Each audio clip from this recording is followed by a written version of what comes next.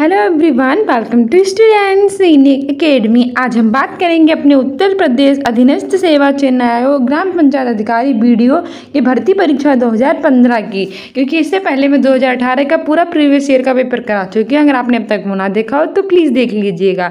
आज हम बात करेंगे अपने 2015 के प्रीवियस ईयर के पेपर की, जो हमारे एग्जाम के लिए काफ़ी इंपॉर्टेंट है। और आप मेरे सारे लेक्चर्स देखा कीजिए, और जो इतने भी शॉर्ट्स डालती हूँ और जितनी भी कम्युनिटी पोस्ट में पोस्ट डालती हूँ उसके आंसर भी दिया कीजिए, क्योंकि वो आपके एग्जाम में काफ़ी हेल्प करेंगे आपके। इसके अतिरिक्त आप स्टूडेंट्स इन एकेडमी को इंस्टाग्राम पर भी फॉलो कर सकते हैं। हमारा पहला क्वेश्चन ही देख लेते हैं।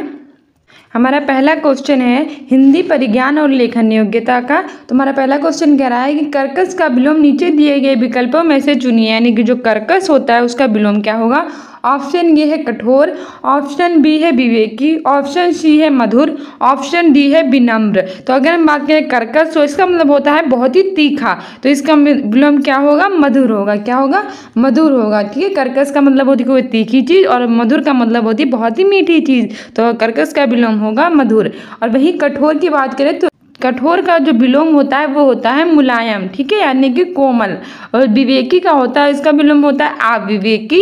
और विनम्र का होता है बहुत ही धृष्ट, यानी कि बहुत ही विनम्र है, यानी कि बहुत ही नम्र व्यक्ति है। और दूसरे का बहुत ही कठोर, यानी कि धृष्ट व्यक्ति है। तो विनम्र का होगा धृष्ट, विवेकी का अविवेकी, कठोर का होगा मुलायम या कोमल, और मधुर का होगा कर्कश। तो कर्कश का विलोम क्या होगा, मधुर। ठीक है, आगे बढ़ते हैं। आगे कह रहा है कि मधुर कर्कश शब्द का विलोम है, जबकि कठोर जो है वो कोमल का है, विवेकी अविवेकी का है, विनम्र धृष्ट का विलोम है। तो हम ऑलरेडी इसके बारे में जान चुके हैं कि मधुर जो है वो कर्कश शब्द का विलोम है, कठोर कोमल का है, विवेकी अविवेकी का विलोम है, और विनम्र है धृष्ट का विलोम। ठीक है, आगे हमारा दूसरा क्वेश्चन देखते हैं क्या कह रहा है। हमारा दूसरा क्वेश्चन कह रहा है कि वाक्यांशों के लिए एक उचित विकल्प चुनिए, यानी कि जो हमारे वाक्यांश दिए गए हैं उनके लिए एक उचित विकल्प चुनना है। तो ऑप्शन दूसरा कह रहा है कि जो इंद्र पर विजय प्राप्त कर चुका उसे क्या कहते हैं, यानी कि जो इंद्र पर प्राप्त कर चुका हो विजय उसे क्या कहते हैं।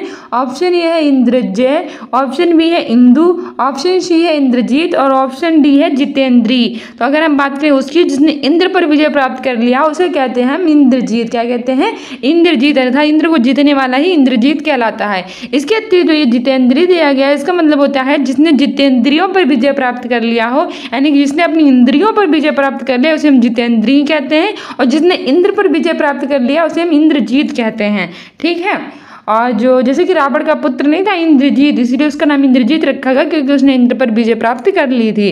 ठीक है, इसके अतिरिक्त जो अपनी इंद्रियों पर विजय प्राप्त कर लेता है उसे हम जितेंद्री कहते हैं, और इंदु और इंद्रजय ऐसा कुछ होता नहीं है। आगे बढ़ते हैं। आगे कह रहा है कि जो इंद्र पर विजय प्राप्त कर चुका हो वह इंद्रजीत कहलाता है, जबकि देखो मैंने ये आपको बताया था कि जबकि इंद्रियों पर विजय प्राप्त करने वाला जितेंद्री कहलाता है। क्या कहलाता है, जितेंद्री कहलाता है। ठीक है, आगे हमसे कह रहा है कि तीसरा क्वेश्चन, उच्च कुल में पैदा व्यक्ति क्या कहलाता है, यानी कि वह व्यक्ति जो उच्च कुल में पैदा हुआ है उसे हम क्या कहते हैं। ऑप्शन ए है धनी, ऑप्शन बी है सावर्ण, ऑप्शन सी है श्रेष्ठ, ऑप्शन डी है कुलीन। तो अगर बात करें उस व्यक्ति को जो उच्च कुल में पैदा हुआ हो, यानी कि ऊंचे कुल में पैदा हुआ, उसे हम कुलीन कहते हैं। क्या कहते हैं, कुलीन कहते हैं उस व्यक्ति को जो उच्च कुल में पैदा हुआ हो। ठीक है, आगे बढ़ते हैं, आगे देख लेते हैं। आगे कह रहा है कि उच्च कुल में पैदा होने वाला व्यक्ति कुलीन कहलाता है। ठीक है, ऑप्शन 4 हमारा क्या कह रहा है, ऑप्शन 4 कह रहा है कि ईश्वर तुम्हें दीर्घायु दे, अर्थ के आधार पर वाक्य का भेद बताइए।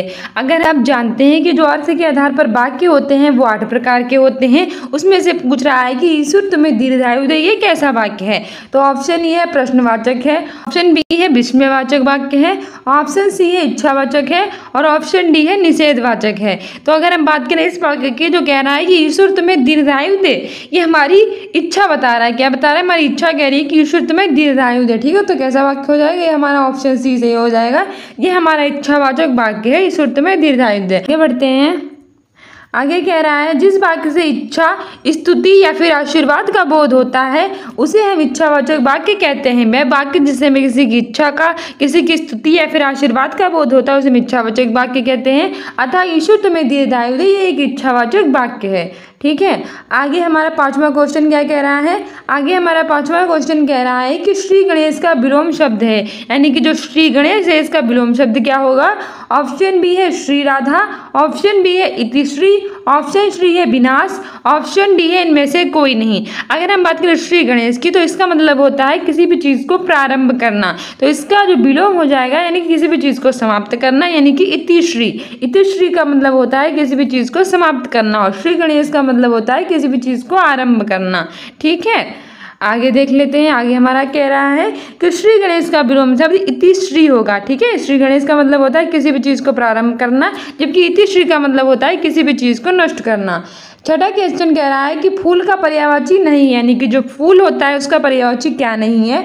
ऑप्शन ए है सुमन, ऑप्शन बी है पुष्प, ऑप्शन सी है तनुजा, ऑप्शन डी है कुसुम। तो अगर हम बात करें फूल की तो उसका पर्यायवाची फूल होता है, उसका पर्यायवाची सुमन होता है, पुष्प होता है, कुसुम होता है, ये सारे होते हैं, और प्रसून होता है। ठीक है, तो सुमन भी सही है, पुष्प भी सही है, कुसुम भी है, इसके अतिरिक्त प्रसून होता है, ये सब हमारे फूल के पर्यायवाची होते हैं। जबकि तनुजा की अगर हम बात करें तो वो वाला हमारा नहीं है। तरनी तनुजा टट कमल तरु पर पहुँचा, जिसमें अनुप्रास अलंकार होता है। तनुजा का मतलब होता है पुत्री, तनुजा का क्या मतलब होता है, पुत्री होता है।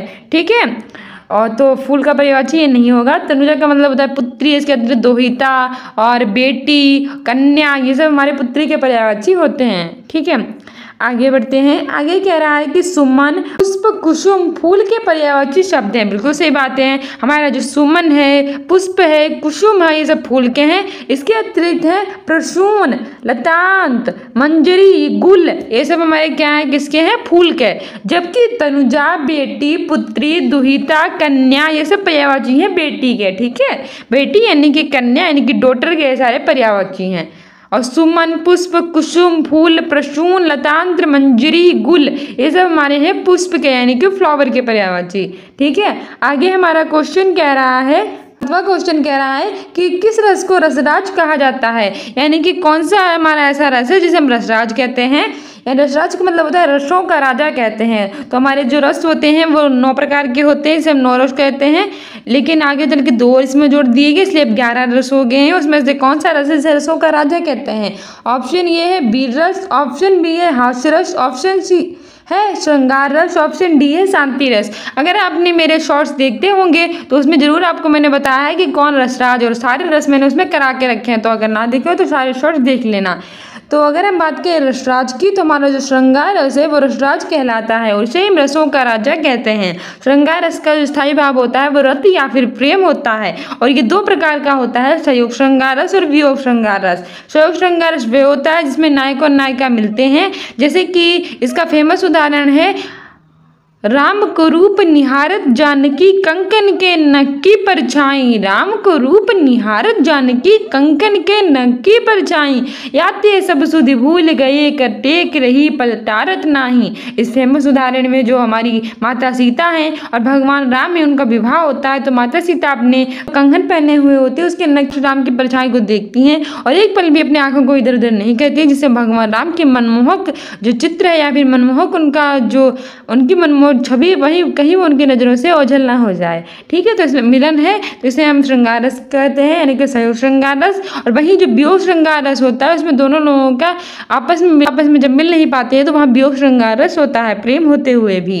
तो उसका फेमस उदाहरण है खगमृग है मधुकर श्रेणी तुम देखी सीता मृग नैनी। इस उदाहरण में जब भगवान राम और सीता मैया वन को चले जाते हैं तो माता सीता को छल से रावण हरण कर लेता है। तो भगवान राम वनों में ढूंढते हुए फिरते हैं और कहते हैं कि हे खग, हे मृग मधुकर श्रेणी, क्या हे जानवर, हे क्या खरग, हे क्या यहाँ के बनो, यहाँ क्या सभी पशु पंछियों, क्या आपने मेरी सीता को देखा है? क्या तुमने उस सीता को तुम देखिए सीता मृग ने के समान नैनों वाली सीता को क्या तुमने देखा है? तो यहाँ पे वियोग श्रृंगार रस है। ठीक है, और अगर वीर रस की बात करें तो इसका स्थायी भाव होता है उत्साह, और हमारा जो हास्य रस होता है इसका स्थायी भाव होता है हास यानी कि हंसी। इसके अतिरिक्त जो शांति रस होता है इसका स्थायी शांति नहीं शांत रस होगा। शांत रस जो होता है इसका स्थायी भाव होता है निर्वेद।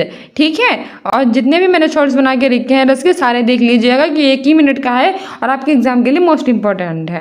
ठीक है, वीडियो एग्जाम में पूछा जाएगा। आगे कह रहा है आगे कह रहा है श्रृंगार रस को रसराज की उपमा से अलंकृत किया गया, यानी कि श्रृंगार रस को रसराज कहा जाता है और इसका स्थायी भाव वृत्ति या फिर प्रेम होता है। 8वां क्वेश्चन कह रहा है मन रे तन कागद का पुतला लागे बूंद बिनस जाए जिनमें गर्व करे क्या इतना। इन पंक्तियों में कौन सा रस है? ये रस भी मैंने आपको ऑलरेडी करा के रखा है, अगर आपने मेरी वीडियो देखे होंगे तो आपको 1 मिनट में पता चल जाएगा। इसके लिए मैंने कम्युनिटी पोस्ट में भी डाला था, उसमें आंसर दिया कीजिए। ऑप्शन ए है भक्ति रस, ऑप्शन बी है श्रृंगार रस, ऑप्शन सी है करुण रस और ऑप्शन डी है शांत रस। तो इसमें कौन से रस का प्रयोग किया गया है? तो इसमें है रे मन रे तन कागज का पुतला, यानी कि हमारा जो मन है, हमारा जो तन यानी कि जो शरीर है कागज के पुतले के समान है। लागे बूंद बिनस जाए क्षण में गर्व करे क्या इतना। लागे बूंद बिनस जाए क्षण में, यानी कि पल भर में ये हमारा शरीर नष्ट हो जाएगा, इस पर इतना गर्व करने की क्या जरूरत है, इतना अहंकार करने की हमें क्या आवश्यकता है। तो इसमें हमारा बात की गई रस है, कौन सा रस है? हमारा शांत रस सही आंसर हो जाएगा, यानी कि ऑप्शन डी। जो स्थायी भाव होता है वो निर्वेद होता है, ठीक है, बहुत ही फेमस उदाहरण है, इसमें ऑलरेडी करा रखा है। श्रृंगार रस का तो रति होता है, वो तो आपको पता ही होगा क्योंकि ऑलरेडी मैंने आपको बताया है कि श्रृंगार रस का रति स्थायी भाव होता है। करुण रस का जो होता है वो आपका शोक होता है, क्या होता है? करुण रस का शोक होता है। और शांत रस का जो होता है इसका आपका निर्वेद होता है, क्या होता है? निर्वेद होता है आपका शांत रस का। इसके अतिरिक्त जो हमारा भक्ति रस होता है, भक्ति रस का अच्छा क्या होता है? जो हमारा भक्ति रस होता है इसका स्थायी भाव है देवव्रत अनुराग, क्या होता है हमारा? देवव्रत अनुराग जो होता है वो होता है हमारा भक्ति रस का, ठीक है, याद रखना, भक्त देवव्रत अनुराग, ठीक है, ये सब होता है हमारा भक्ति रस का। आगे कह रहा है कि जिन विषयों या फिर उद्दीपनों से परमात्मा के वास्तविक रूप का ज्ञान होता है और उन विषयों से वैराग्य हो जाता है उसे शांत रस कहते हैं, यानी कि वह रस जिसमें संसार की मोह माया को त्याग कर अपना सारा मन भगवान के वास्तविक रूप को यानी कि वास्तविक ज्ञान को प्राप्त करने में लगा देते हैं और इस दुनिया से हमारा मोह माया खत्म हो जाती है, तो उसे शांत रस कहते हैं, ठीक है। मन लेगन कागज का पुतला लागे बूंद बिनस जाए क्षण में गर्व करे क्या इतना। इस पद में कवि ने तन को यानी कि कागज के पुतले के समान माना है जो कि क्षणिक भर में पानी की बूंदों से नष्ट हो सकता है, फिर भी इस तन पर इतना गुमान क्यों करना। यहाँ पर कवि तन को छोड़कर परमात्मा के प्रति अनुराग पैदा करता है, अतः उपरोक्त पंक्ति में शांत रस है, ठीक है, क्या है हमारा? शांत रस है। आगे हमारा नवा क्वेश्चन कह रहा है कि जिस छंद में 4 चरण और प्रत्येक चरण में 16 मात्राएं होती है वह कहलाता है, यानी कि वे छंद जिसमें 4 चरण होते हैं और प्रत्येक चरण में 16-16 मात्राएं होती है तो वो क्या कहलाता है? ऑप्शन ए है दोहा, ऑप्शन बी है सोरठा, ऑप्शन सी है रोला, ऑप्शन डी है चौपाई। तो अगर हम बात करें उस छंद की जिसमें 4 चरण होते हैं और प्रत्येक चरण में 16 मात्राएं होती हैं तो वो हमारा कहलाता है चौपाई। क्या कहलाता है? चौपाई। चौपाई जो होता है वो सम्मात्रिक छंद होता है, इसमें 4 चरण होते हैं और प्रत्येक चरण में 16-16 मात्राएं होती हैं, ठीक है। आगे देखते हैं, आगे हमसे कह रहा है कि चौपाई एक सम्मात्रिक छंद है, वही जो मैंने अभी आपको बताया, इसमें 4 चरण होते हैं, ये भी मैं आपको पहले बता चुकी हूँ और प्रत्येक चरण में 16 मात्राएं होती हैं। चरण के अंत में दीर्घ गुरु के बाद हर्ष लघु वर्ण आना वर्जित है। क्या है? चरण के जो अंत में दीर्घ गुरु के बाद हर्ष लघु वर्ण आना वर्जित है। उसका फेमस उदाहरण है गुरुपद राज मृदु मंजुल अंजन नयन अमी ग्रह दोष विवंजन तेहि करी विमल विवेक विमोचन बरनौ राम चरित भवचन। क्या है इसका फेमस उदाहरण? गुरुपद राज मृदु मंजुल अंजन नयन अमी ग्रह दोष विवंजन तेहि करी विमल विवेक विमोचन बरनौ राम चरित भवचन, ठीक है। क्वेश्चन कह रहा है कि कल्प वृक्ष का पर्यायवाची है, यानी कि जो कल्प वृक्ष इसका क्या पर्यायवाची है? ऑप्शन ए है पारिजात, ऑप्शन बी है कल्पतरु, ऑप्शन सी है देववृक्ष और ऑप्शन डी है ये सभी। तो अगर हम बात करें कल्प वृक्ष की तो इसके पर्यायवाची हमारा ऑप्शन डी सही हो जाएगा, ये सभी, क्योंकि पारिजात, कल्पतरु और देववृक्ष ये तीनों हमारे पर्यायवाची हैं कल्प वृक्ष के, किसके? कल्प वृक्ष के पर्यायवाची हैं, ठीक है। आगे कह रहा है कि पारिजात, कल्पतरु, देववृक्ष, देवद्रम, मंदार, हरिचंदन, कल्पद्रुम आदि कल्प वृक्ष के पर्यायवाची शब्द है, किसके हैं? कल्प वृक्ष के, ठीक है। 11वां क्वेश्चन कह रहा है कि हिंदी की आदि जननी क्या है, यानी कि जो हमारी हिंदी है इसकी आदि जननी क्या है? ऑप्शन ए है पाली, ऑप्शन बी है संस्कृत, ऑप्शन सी है अपभ्रंश और ऑप्शन डी है प्राकृत।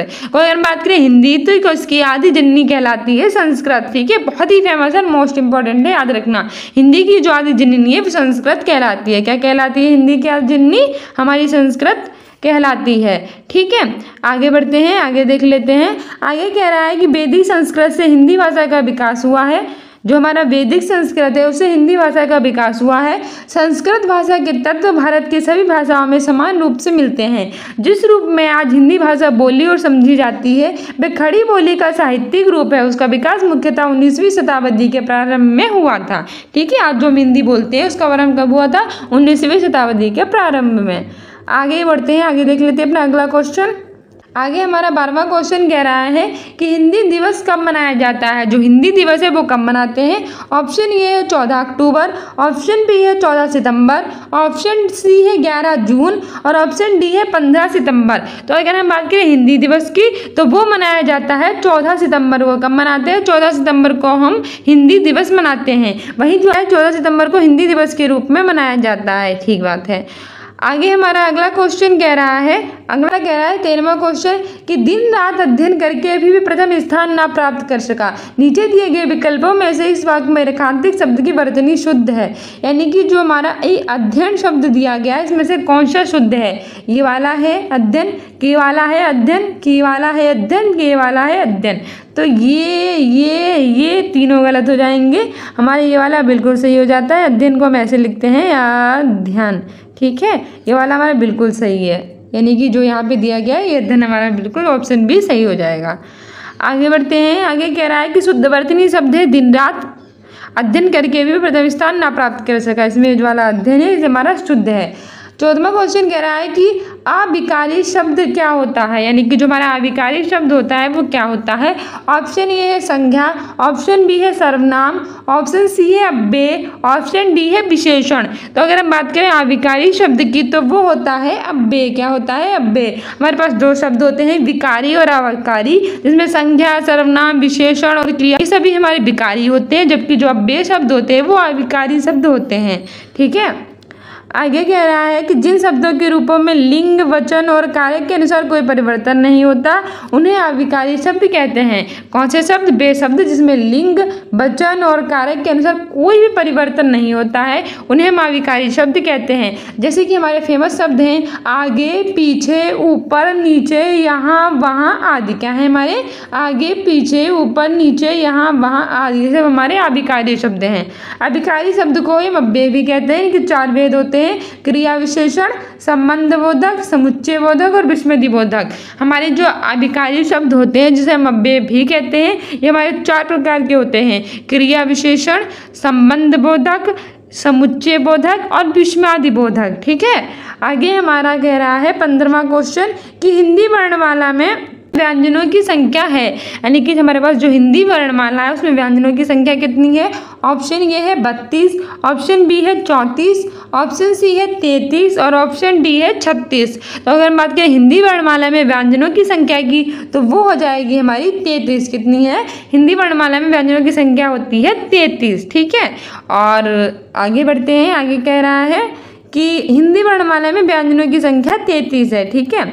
बाद हमारा आया है काव्यांश। क्या आया है? हमारा काव्यांश आया है।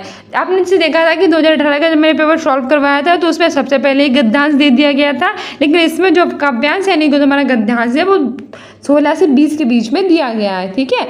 निम्नलिखित काव्यांश को पढ़िए और नीचे दिए गए प्रश्नों के उत्तर विकल्पों में से चुनकर लिखिए। तो हमारा फेमस गद्यांश है, हम पढ़ लेते हैं इसे। कुछ भी बन बस कायर मत बन, ठोकर मार पटक मत माथा, तेरी राह रोकते पाहन। पाहन का मतलब यहाँ पे है पत्थर। क्या है? पत्थर है। ठीक है। कुछ भी बन मतलब कुछ भी बन जाओ तुम अपनी ज़िंदगी में, बस कायर मत बनो। यानी कि कायर नहीं आपको बनना चाहिए, चाहे आप ज़िंदगी में कुछ भी बने। ठोकर मार पटक मत माथा, तेरी राहें रोकते पत्थर। तुम्हारी राहें पाहन, पाहन का मतलब होता है पत्थर। तुम्हारी राहें अगर पत्थर भी रोकते हैं तो अब भी तुम्हें रुकना नहीं चाहिए और तुम्हें कायर तो बिल्कुल नहीं बनना चाहिए। कुछ भी बन बस कायर मत बन। ले देकर जीना क्या जीना, कब तक गम के आंसू पीना। ले देकर जीना भी क्या जीना, यानी कि तुम अपनी ज़िंदगी में अगर किसी मकसद नहीं है तुम्हारी ज़िंदगी में और तुम ऐसे जिए जा रहे हो तो जीना भी क्या जीना है। क्या ऐसे में तुम अपने आंसुओं में ही लीन रहते हो, यानी कि अपने गम में ही लीन रहते हो, ऐसे में आंसू ही बहाते रहते हो, तो वो जीना भी कोई जीना है क्या। मानवता ने तुझको सींचा बहा युगों तक खून पसीना।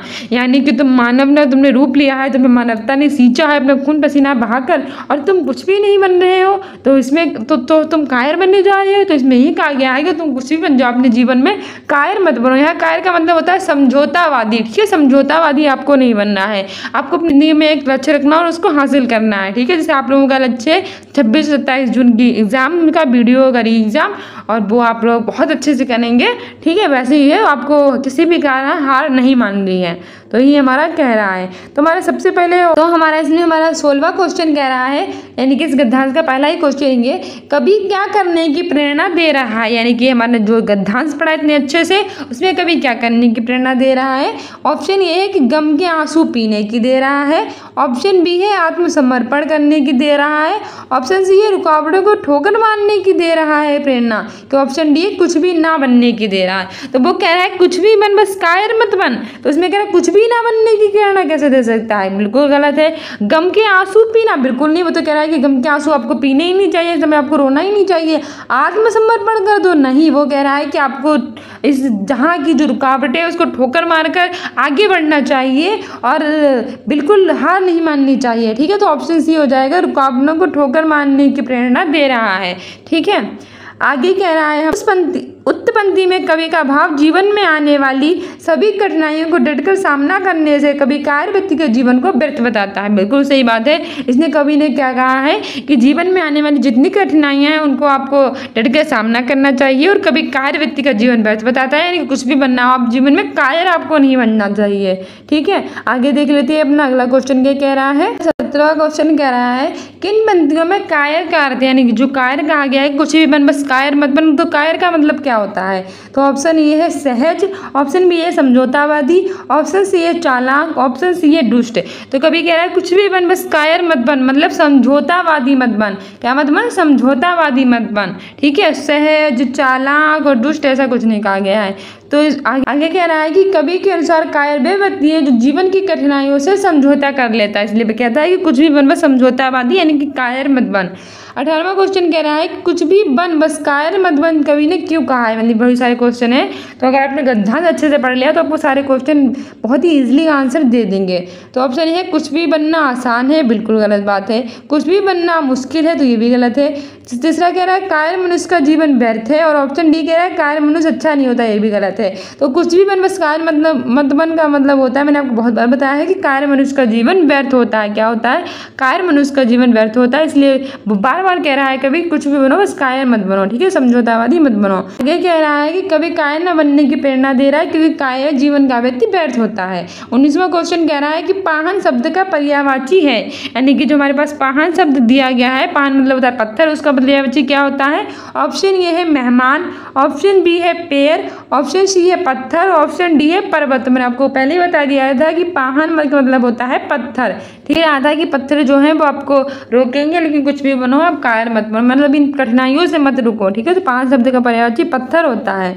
आगे कह रहा है कि पाहन का शाब्दिक अर्थ पत्थर है, ठीक है। 20वां क्वेश्चन कह रहा है कि कवि के अनुसार किस प्रकार का जीवन व्यर्थ है, तो वही मैंने आपको बताया था। ऑप्शन ए आदर्शवादी, बिल्कुल गलत है। ऑप्शन सी है खून पसीना बहाने वाले का जीवन व्यर्थ होता है, बिल्कुल गलत। ऑप्शन डी कह रहा है रुकावटों को ठोकर मारने का जीवन व्यर्थ होता है, गलत। ऑप्शन बी कह रहा है समझौतावादी, जो समझौतावादी होता है उन व्यक्तियों का जीवन व्यर्थ होता है जो हर एक चीज़ से समझौता कर लेते हैं और अपने हक के लिए नहीं लड़ते हैं, ठीक है। आगे कह रहा है कि उपयुक्त पंक्ति के अनुसार समझौतावादी व्यक्ति का जीवन व्यर्थ होता है। समझौतावादी व्यक्ति से आशय है कि दुखों और कठिनाइयों को सहते रहने वाला व्यक्ति, यानी कि उसके जीवन में कोई भी दुख आता है, कोई भी कठिनाई आती है तो वो सहता रहता है, वो उसका विरोध नहीं करता है, फिर उसके लिए लड़ता नहीं है, ठीक है। तो ये उसका जीवन व्यर्थ होता है। 21वां क्वेश्चन कह रहा है कि समास में पहला पद संख्यावाचक होता है, यानी कि वो कौन सा समास है जिसमें पहला पद संख्यावाचक होता है। ऑप्शन ए है अविभाव समास, ऑप्शन बी है द्विगु समास, ऑप्शन सी है द्वंद्व समास, ऑप्शन डी है कर्मधारय समास। तो अगर हम बात करें उस समास के जिसमें पहला पद संख्यावाची होता है तो वो होता है द्विगु समास, क्योंकि द्विगु समास में पहला पद संख्यावाची होता है। जैसे कि 9 ग्रह, यानी कि 9 ग्रहों का समूह, 2 तारा यानी कि 2 तारों का समूह, चौपाहा यानी 4 पाइयों का समूह, ठीक है। अविभाव समास वे समास होता है जिसमें पहला पद वे होता है, ठीक है। और जो द्वंद्व समास होता है उसमें दोनों शब्द समान रूप से होते हैं, जैसे माता पिता दिन रात। जो कर्मधारय समास होते हैं इसमें एक पद विशेषण और दूसरा विशेष होता है, ठीक है। हमारा कह रहा है कि जिस समास का प्रथम पद संख्यावाचक और अंतिम पद संज्ञा होता है उसे द्विगु समास कहते हैं। ठीक है, पहला पद संख्यावाचक होगा, अंतिम पद होगा वो होगा संज्ञा। ठीक है, जैसे कि त्रिफला, 3 फलों का समाहार, 9 ग्रह यानी कि 9 ग्रहों का समूह। ठीक है, 22वां क्वेश्चन कह रहा है कि राजपुत्र में कौन सा समास है, यानी कि जो राजपुत्र है उसमें कौन सा समास है। ऑप्शन ए है तत्पुरुष समास, ऑप्शन बी है द्विगु समास, ऑप्शन सी है द्वंद्व समास, ऑप्शन डी है कर्मधारय समास। तो अगर हम बात करें राजपुत्र की तो शाब्दिक अर्थ होता है राजा का पुत्र। क्या होता है? राजा का पुत्र, यानी कि इसमें का लगा है तो ये हमारा हो जाएगा तत्पुरुष समास। क्या हो जाएगा? तत्पुरुष समास।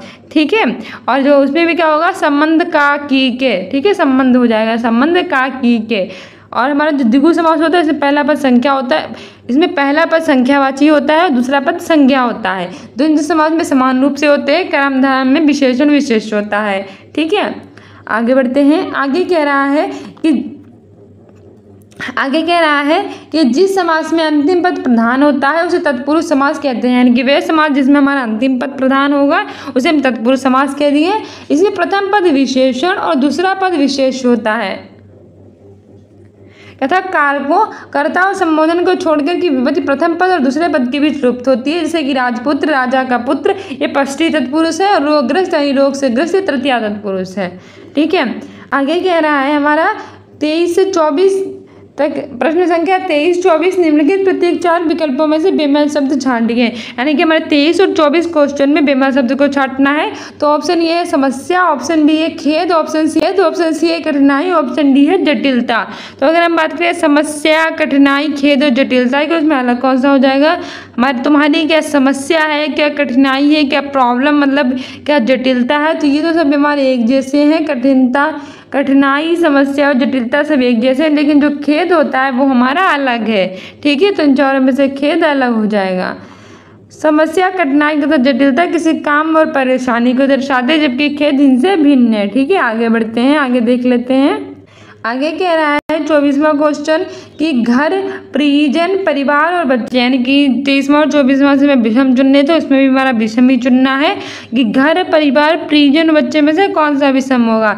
तो हमारा परिवार होता है, हमारे परिजन हमारे बच्चे होते हैं, तो ये सब हमारे एक जैसे हैं, लेकिन घर हमारा जो होता है वो निर्जीव हो जाएगा। ठीक है, तो घर जो होता है वो हमारा अलग हो जाएगा इन चारों में से। कहा भी गया है कि परिजन, परिवार और बच्चे रिश्तों को दर्शाते हैं, जबकि घर इनसे भिन्न है। ठीक है, 25वां क्वेश्चन जो कि हमारा इस वीडियो का लास्ट क्वेश्चन है। इसके बाद जो हमारा अगला वीडियो होगा उसमें 25 क्वेश्चन और लेके आऊँगी, तो उसके साथ भी आप जुड़े रहिएगा। ठीक है, इसके लिए आप स्टूडेंट्स यूनिक अकेडमी को इंस्टाग्राम पर भी फॉलो कर लीजिए, जिससे आपको मोस्ट इंपॉर्टेंट शॉर्ट्स के बारे में पता चलता है, जो कि आपके एग्जाम के लिए मोस्ट इंपॉर्टेंट, जो कि एग्जाम के लिए काफ़ी महत्वपूर्ण है, जिसमें आपके करंट अफेयर है, इंपॉर्टेंट डेज हैं और जो आपकी स्टैटिक जीके है वो सब कवर होती है। ठीक है, और हिंदी भी साथ में मैं आपको कराती हूँ, जिसमें अलंकार है, रस है, उन सब के बारे में आपको पता चलेगा। तो आप स्टूडेंट्स यूनिक अकेडमी को इंस्टाग्राम पे फॉलो कर सकते हैं। 25वां क्वेश्चन कह रहा है कि जिस समास का पूर्व पद यानी कि पहला पद प्रधान होता है उसे कौन सा समास कहते हैं। ऑप्शन ए है संबंध तत्पुरुष, ऑप्शन बी है कर्मधारय, ऑप्शन सी है अविभाव समास और ऑप्शन डी है द्वंद्व समास। तो जिस समास का पूर्व पद यानी कि पहला पद प्रधान हो यानी कि अव्यय हो तो उसे हम कहते हैं अव्ययीभाव समास। ठीक है, और जो हमारा कर्मधारय है उसमें हमारा क्या होता है? विशेषण विशेष होता है, तो ये नहीं होगा। द्वंद्व समास में दोनों पद समान होते हैं, जैसे माता पिता दिन रात, तो ये भी नहीं होगा। और संबंध तत्पुरुष बहुलक ही होता है, पहला पद प्रधान होता है हमारे अव्ययीभाव समास में। ठीक है, आगे इसकी थोड़ी व्याख्या भी देख लेते हैं। कहा गया है कि अव्ययीभाव समास का प्रथम पद प्रधान और अव्यय होता है। प्राय इन शब्दों का प्रयोग क्रिया विशेषण की भांति होता है, जैसे कि प्रतिदिन, दिन दिन, यथार्थ यानी अर्थ के अनुसार, और हमारा बेकाम यानी बिना काम का इत्यादि। ठीक है, तो डियर स्टूडेंट्स, ये थे हमारे यूपी ट्रिपल ग्राम पंचायत अधिकारी के प्रीवियस ईयर 2015 का पेपर, जो हमारे एग्जाम के लिए काफ़ी महत्वपूर्ण था। इसमें आपने देख लिया होगा कि किस तरह के हिंदी में क्वेश्चन पूछे जाते हैं और कौन से टॉपिक से हमें बहुत ज़्यादा क्वेश्चन पूछे गए और उससे हमें अच्छे से याद करना है, उसे हमें अच्छे से पढ़ना है, और कौन सा टॉपिक बिल्कुल नहीं पूछा जाता है जिसे बेमतलब में पढ़ने की हमें कोई ज़रूरत नहीं है। ठीक है, इसके बाद मैं अगले वीडियो में 25 क्वेश्चन और लेकर आऊँगी। इसके अतिरिक्त मैंने 2018 का प्रीवियस ईयर का पेपर ऑलरेडी सॉल्व करा के रखा है। अगर आपने बना देखा हो तो प्लीज़ देख लीजिएगा, वो भी आपके एग्जाम के लिए मोस्ट इंपॉर्टेंट है। So be continue with next video. Thank you, bye.